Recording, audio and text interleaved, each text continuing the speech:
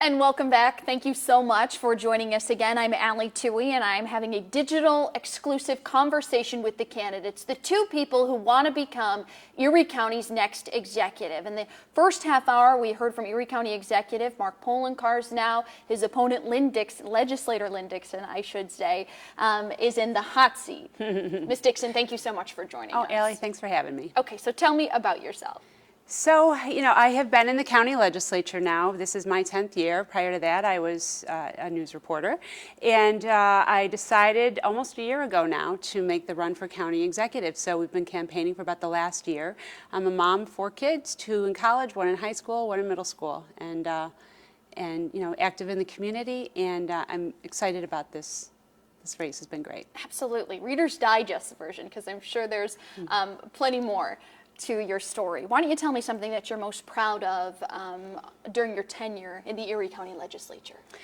So I have been very community-minded. I mean, that's sort of the way I approach the county legislature. Most often people only reach out to their government representatives when there's something that might seem minor to some people, but for that person, for them to call, it is the most important thing and the pressing issue of the day for them. And so we were very focused on trying to help get resolution for some of their issues, but also the Silver Alert Law, which acts as an amber alert for seniors with dementia and Alzheimer's related illnesses. My mom has had Alzheimer's for more than 14 years. She has wandered in the past. I know how important that is. The Yellow Dot program, which helps when people are in car accidents to alert first responders of their medical needs. The Social Host Law, which holds adults responsible for providing alcohol or drugs or opiates or opioids to young people who are not theirs, who happen to be in their home. So there are a number of things like that. The microbead legislation too, which I signed, which I approved, which helps keep our waterways safe. And now we're fighting the wind turbine issue in the lake. So those are some of the things that we've worked on just over the course of the last several years that I'm very proud of. You are registered with the Independence Party, but you primarily vote with Republicans. Explain if you could. Sure. So, and I would say that most of the votes we take in the county legislature are actually unanimous. So there are very few issues that we vote on where there's big disparity in terms of where people stand on an issue. I represent a district right now that's nearly 3-to-1 Democrat in enrollment.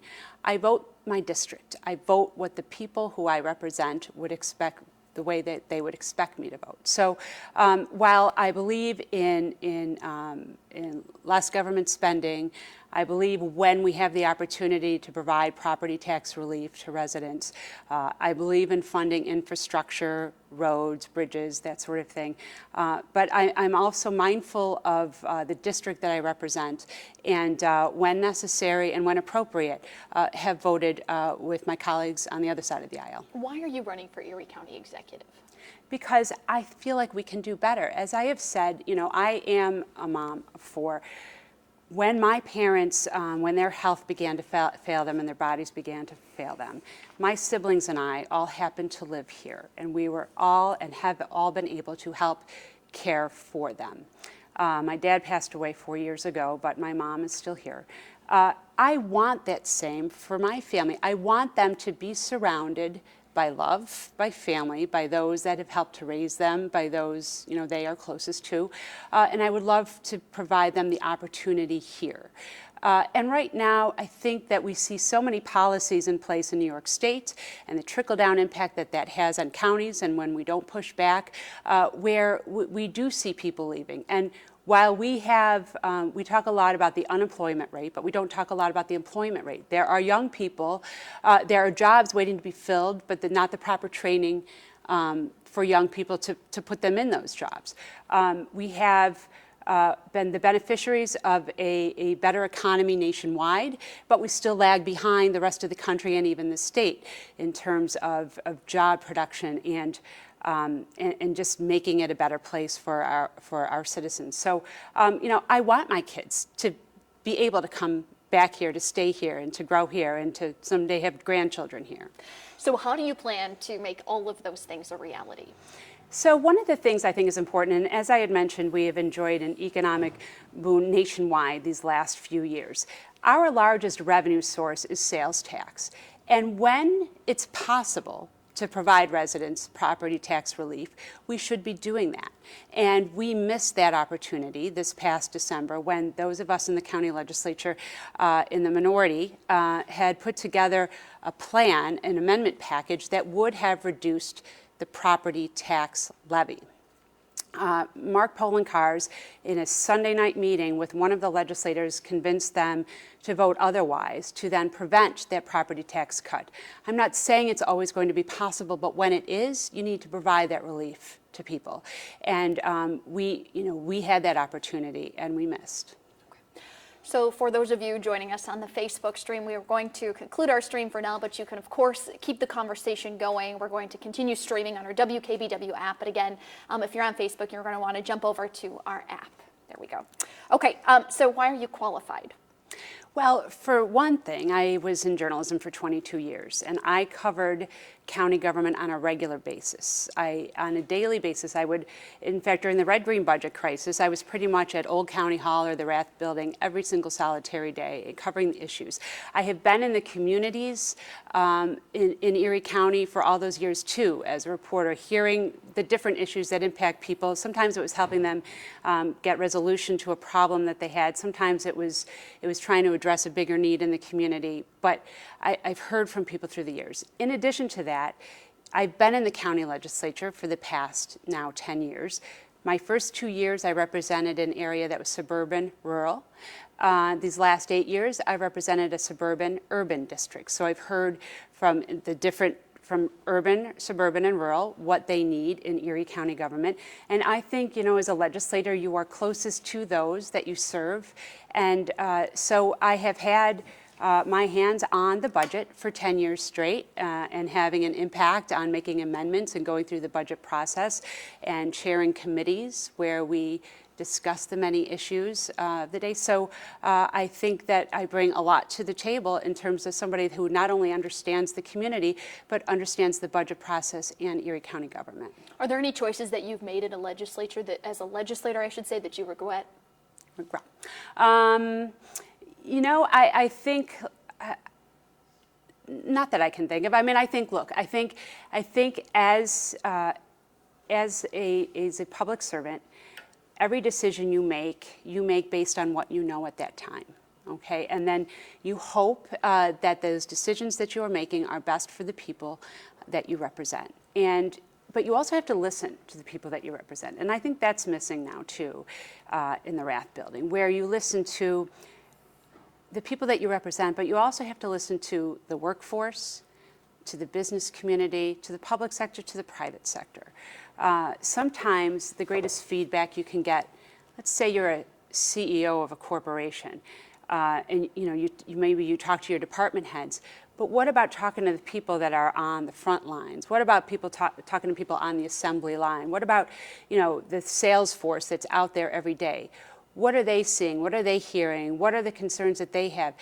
Those people, I think right now, those folks are not being listened to in Erie County government, and sometimes they have tremendous solutions and ideas and things that could be implemented that would help make government work better.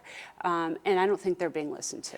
There are hundreds, if not thousands, of votes that you have cast over your 9 years as a legislator. You initially voted, this is going back to 2011, but you initially voted with other legislators back then to restore some $4 million in library funding.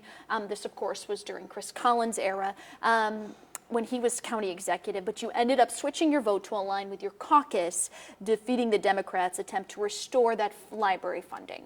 Why? So we have, and it's often been said that I have cut library funding and that I've cut the child care subsidies, and none of that is true. We restored the dollars that were cut to the different organizations, and I understand how important the libraries are to our community. I mean, I live less than a mile away from the one in the village of Hamburg, and I see the importance that it has, brought to our community. The daycare subsidies as well. There's an ad that says one thing, but that's simply not true. I actually voted with the legislature on a resolution that opposed Chris Collins' cuts to the child care subsidies. We cast a lot of votes, I said, in the legislature that are unanimous. I know that there's, it's been said that I voted with Collins 600 times. I would point out that his deputy county executive voted with Chris Collins 1,100 times. So, and I would say, what grant funding should I not have voted to accept? What road work should I have voted not to get done? We take votes all the time that are unanimous, and I have been supportive of the arts and cultural organizations. I have been supportive of the libraries, and I have been supportive of the daycare subsidies, and my votes over the course of 10 years reflect that. Very good. Switching gears, Greenlight law. Obviously, we're talking about the idea that undocumented immigrants will be granted licenses. Where do you stand on that issue? So I'm opposed to the Greenlight law, and I have said that from day one. And I think one of the issues that we need to be reminded of when it comes to this is that you are now asking civil service employees that work for the county clerk to understand and make a determination of what's a valid document for proof of who you are and what's not. These are civil servants. These are not folks that have been trained to understand the different passports and documentation. And so that's asking them to make the choice, right? Do I follow federal law or do I follow state law? And that's why this case is now in court, and I think it's important that we hear from the courts to make a determination on this, because I think asking somebody to make a judgment call to ignore federal law and follow state law is not fair. But I also think that this is one of the problems in Albany right now, where a lot of times they're passing this legislation without thinking through the finer details of how things are going to be implemented or how much things are going to cost. And they're kind of getting a rush to get some things done in some respects. So if you're elected Erie County Executive, how do you think you would play a role in making sure that doesn't happen?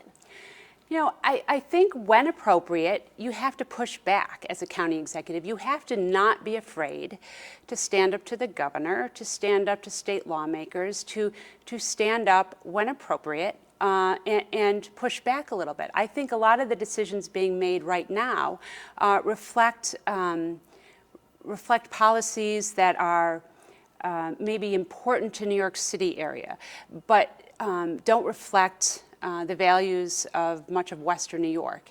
And we can't be forgotten about when it comes to state politics. And so it's not that you're going to be punching every time, but it's okay to stand up against the governor sometimes. And I think right now we're not really seeing that. What's one issue that you would stand up against, stand up to the governor against? Well, I think the Greenlight bill is a perfect example of that. I think he needs to know, how it impacts us. But I will also say, with respect to the early voting and the bail reform, regardless of where you stand on the issue, here's one of the challenges that was presented to us in county governments across the state.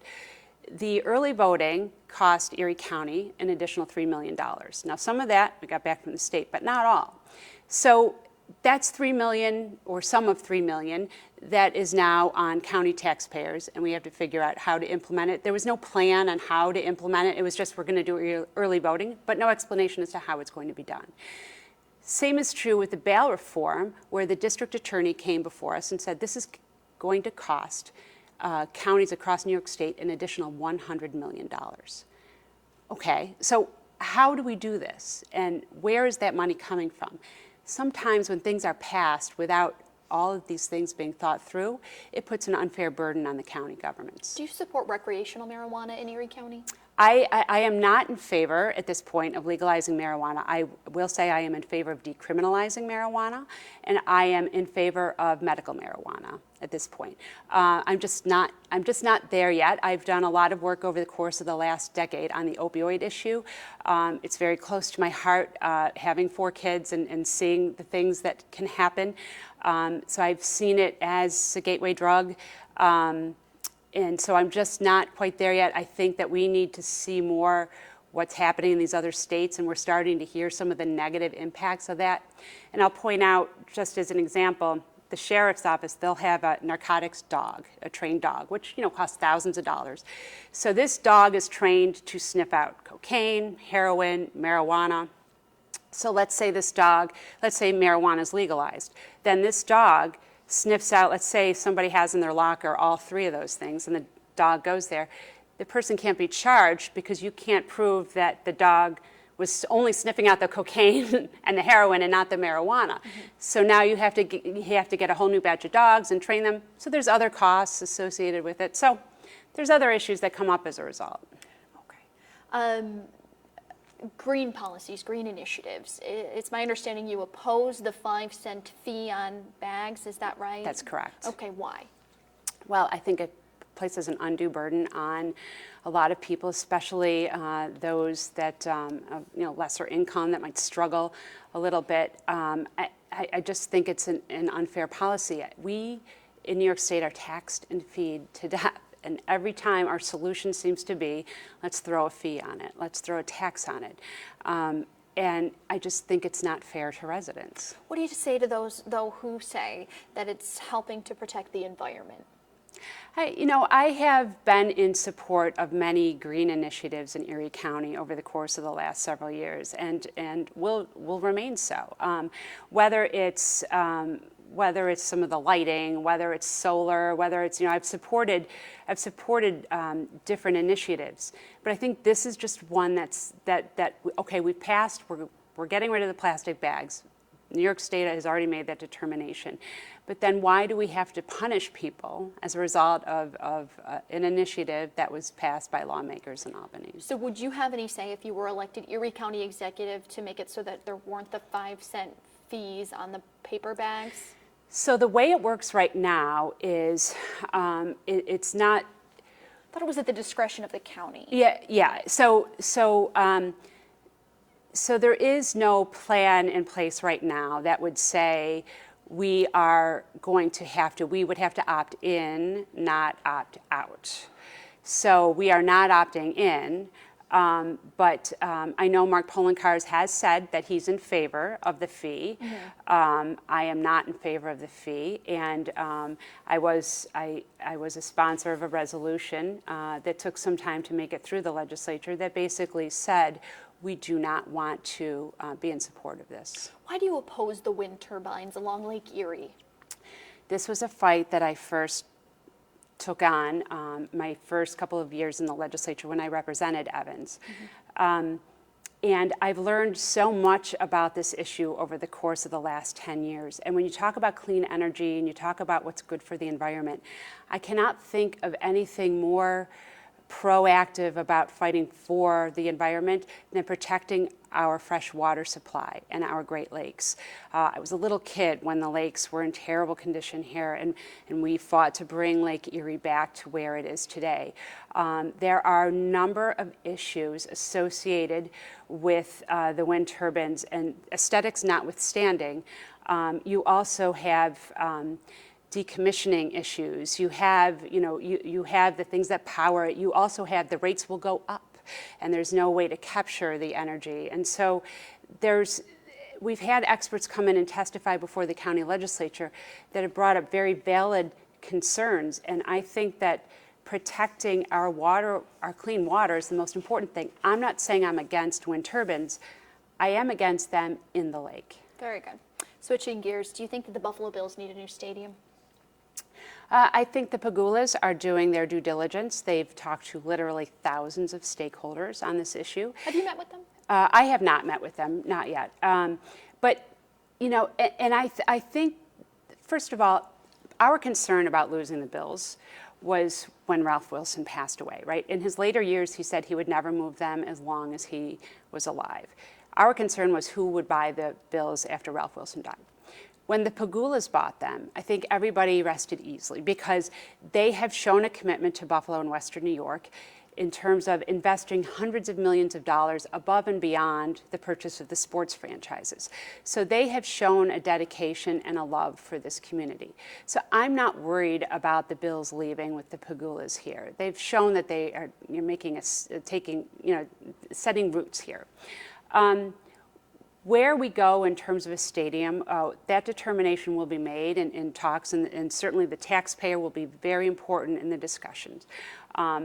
I think the NFL is better off because of the Buffalo Bills and its fans, because I think what the Buffalo Bills provide to the NFL is a very unique experience you don't see everywhere. We are not corporate. We only have one Fortune 500 company in Western New York. We are all about the game day experience and about the whole experience. So I trust that the Pegulas will want what's best for Western New York, and certainly as part of those negotiations, we will want what's best for the Bills fans in Western New York. Does that include spending taxpayer dollars on renovations? There may be some public investment where the state, of course, would have to be at the table too. But I will say this: I don't think those negotiations will happen privately, and I think all the proper work will be done. But I don't think you should be writing a book about negotiations, because which Mr. Poloncarz did. Which Mr. Poloncarz, yes, which Mark Poloncarz did do with respect to the last lease negotiations, because not only does it show your hand in how you handled things, but I don't know that it earns trust with the people that you are going to be negotiating with. If you're sitting across the table from the Pegulas and they know that somewhere down the road, you are going to be writing a book about what's happening right now and throwing whoever you want to under the table in the process, I don't think that builds trust. I also don't think you should be personally profiting off of public office while still in office, which is what this does. And I know a lot of people, on the other side of the aisle have expressed concerns with as well. Where do you stand on a new convention center for the city?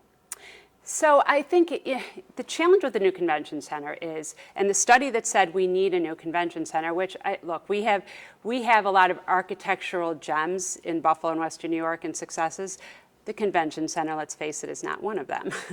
But it's also a very costly proposition, right? So the study that said, yes, we need a new convention center, and I don't think most people would argue that, also said one of the reasons we're not getting conventions as often as we'd like is not just the building, but it's also the fact that we lack direct flights in and out of Buffalo. The weather is also a factor. So if we start addressing some of these other needs, and then maybe that will follow. But I don't think we're seeing the convention business like we used to see either. So I think the jury's still out. I think we walk carefully on that one. A lot of attack ads have linked you to Chris Collins. Mm-hmm. Let's set the record straight here. Is he your friend? And perhaps when is the last time you spoke with him? I couldn't tell you the last time I spoke with him. I can tell you I've talked to Mark Poloncarz a million times more in recent days, months, years than I have Chris Collins. I've never taken a campaign dollar from him. They had to Photoshop a photo of me and Chris Collins. They took out a photo of me and a Purple Heart veteran and replaced the Purple Heart veteran with Chris Collins because it was so difficult to find a photo of the two of us. They have been making this claim for 10 years. Mark Poloncarz is running his 2011 campaign. It's ridiculous. I am not Chris Collins. I'm not anywhere near Chris Collins. I'm not affiliated with Chris Collins. I'm not tied to Chris Collins. It's ridiculous. It's just, and it's absurd, actually. And he's fighting his 2011 campaign. Yeah. Do you think that Chris Collins should receive prison time when he's sentenced in January for federal inciting trading charges? I think he acknowledged he's guilty and let the courts make the determination. And if he serves jail time, he serves jail time. He did something wrong. He shouldn't have done it. Simple as that. Should you retire, what do you want your legacy to be? First I want my kids to know that they can do anything that they set their minds to, and to never be afraid of a challenge. And I want this community to know that I have been enriched by the people here. I am blessed to live here. I'm blessed to raise my own children here. And I hope that whatever marks I make, big or small, can make an impact on somebody's life. Awesome. Final thoughts? I am so humbled and grateful for this opportunity. I have taught, like a 98-year-old woman called headquarters the other day and asked if she wanted to go put up signs. And I go, that's just, a reflection on just the kind of people that I've met over the course of this last year. Like, I really feel so blessed and fortunate to have gone through this experience and met all these people, and I would be so honored and humbled to have your vote. And I just want people to know that, you know, this is about them. This is about you. This isn't about me. I want our community to be better than it is. I want our government to represent the quality of the people, and the quality of the people is phenomenal. Ms. Dixon, thank you so much for joining us, and thank you all for joining us as well. Both of the conversations that I had with Mark Poloncarz and Lynne Dixon will be up online in a matter of moments. But for now, we'll say goodnight. Have a great evening.